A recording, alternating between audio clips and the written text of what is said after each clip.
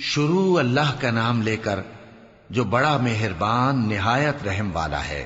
بکھیرنے والی ہواؤں کی قسم جو اڑا کر بکھیر دیتی ہیں، پھر پانی کا بوجھ اٹھاتی ہیں، پھر آہستہ آہستہ چلتی ہیں، پھر اس چیز کو یعنی بارش کو تقسیم کرتی ہیں کہ جو وعدہ تم سے کیا جاتا ہے وہ یقیناً سچا ہے، اور انصاف کا دن ضرور واقع ہوگا۔ اور آسمان کی قسم جس میں کئی رستے ہیں کہ اے اہل مکہ تم ایک اختلاف والی بات میں پڑے ہوئے ہو، اس سے یعنی عقیدہ آخرت سے وہی پھرتا ہے جو اللہ کی طرف سے پھیرا جائے۔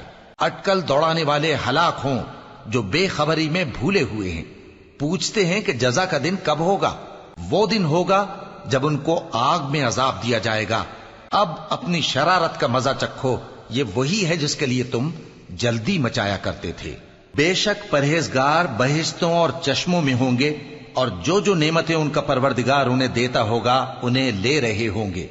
بے شک وہ اس سے پہلے نیکیاں کرتے تھے، رات کے تھوڑے سے حصے میں سوتے تھے اور صبح کے اوقات میں بخشش مانگا کرتے تھے، اور ان کے مال میں مانگنے والوں اور نہ مانگنے والوں دونوں کا حق ہوتا ہے۔ اور یقین کرنے والوں کے لیے زمین میں بہت سی نشانیاں ہیں اور خود تمہاری جانوں میں، تو کیا تم دیکھتے نہیں؟ اور تمہارا رزق اور جس چیز کا تم سے وعدہ کیا جاتا ہے آسمان میں ہے، تو آسمان اور زمین کے مالک کی قسم یہ اسی طرح قابل یقین ہے جس طرح تم بات کرتے ہو۔ اے نبی، کیا تمہارے پاس ابراہیم کے معزز مہمانوں کی خبر پہنچی ہے؟ جب وہ ان کے پاس آئے تو سلام کہا، انہوں نے بھی جواب میں سلام کہا۔ دیکھا تو ایسے لوگ کہ نہ جان نہ پہچان۔ پھر وہ اپنے گھر جا کر ایک بھنا ہوا موٹا بچڑا لائے اور کھانے کے لیے ان کے آگے رکھ دیا۔ کہنے لگے کہ آپ تناول کیوں نہیں فرماتے؟ اور ان سے خوف محسوس کیا۔ انہوں نے کہا کہ خوف نہ کیجے، اور ان کو ایک دانش مند لڑکے کی بشارت سنائی۔ تو ابراہیم کی بیوی چلاتی آئیں اور اپنا منہ پیٹ کر کہنے لگیں کہ ایک تو میں بڑھیا، اوپر سے بانجھ۔ انہوں نے کہا تمہارے پروردگار نے یوں ہی فرمایا ہے، وہ بے شک صاحب حکمت ہے، خبردار ہے۔ ابراہیم نے کہا کہ فرشتوں، اب تمہارا اصل کام کیا ہے؟ انہوں نے کہا کہ ہم گناہگاروں کی طرف بھیجے گئے ہیں تاکہ ان پر گارے کی پتھریاں برسائیں جن پر حد سے بڑھ جانے والوں کے لیے تمہارے پروردگار کے ہاں سے نشان کر دیے گئے ہیں۔ پس وہاں جتنے مومن تھے ان کو ہم نے نکال لیا، پھر اس بستی میں ہم نے ایک گھر کے سوا مسلمانوں کا کوئی گھر نہ پایا، اور جو لوگ عذاب علیم سے ڈرتے ہیں ان کے لیے ہم نے وہاں نشانی چھوڑ دی۔ اور موسیٰ کے حال میں بھی نشانی ہے، جب ہم نے ان کو فرعون کی طرف کھلا ہوا معجزہ دے کر بھیجا تو اس نے اپنی قوت کے گھمنڈ پر منہ موڑ لیا اور کہنے لگا یہ تو جادوگر ہے یا دیوانہ۔ تو ہم نے اس کو اور اس کے لشکروں کو پکڑ لیا اور ان کو سمندر میں پھینک دیا، اور وہ کام ہی قابل ملامت کرتا تھا۔ اور عاد کی قوم کے حال میں بھی نشانی ہے، جب ہم نے ان پر نامبارک ہوا چلائی، وہ جس چیز پر چلتی اس کو ریزہ ریزہ کیے بغیر نہ چھوڑتی۔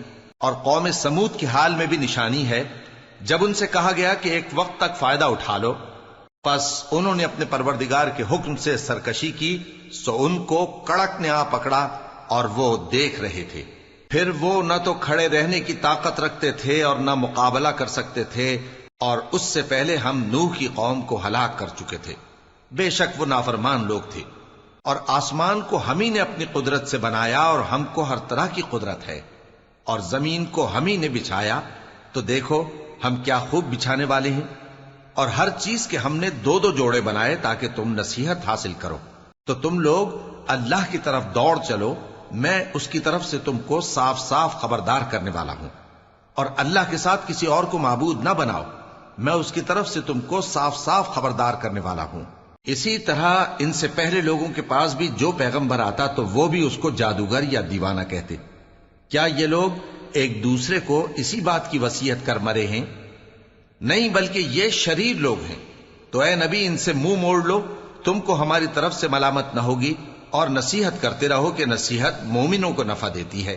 اور میں نے جنوں اور انسانوں کو اسی لیے پیدا کیا ہے کہ وہ میری عبادت کریں۔ میں ان سے رزق تو نہیں مانگتا، اور نہ یہ چاہتا ہوں کہ وہ مجھے کھانا کھلائیں۔ اللہ ہی تو سب کو رزق دینے والا ہے، زور آور ہے، مضبوط ہے۔ سو کچھ شک نہیں کہ ان ظالموں کے لیے بھی عذاب کی نوبت مقرر ہے، جس طرح ان کے ساتھیوں کی نوبت تھی۔ تو ان کو مجھ سے عذاب جلدی نہیں طلب کرنا چاہیے، پھر جس دن کا ان کافروں سے وعدہ کیا جاتا ہے اس سے ان کے لیے خرابی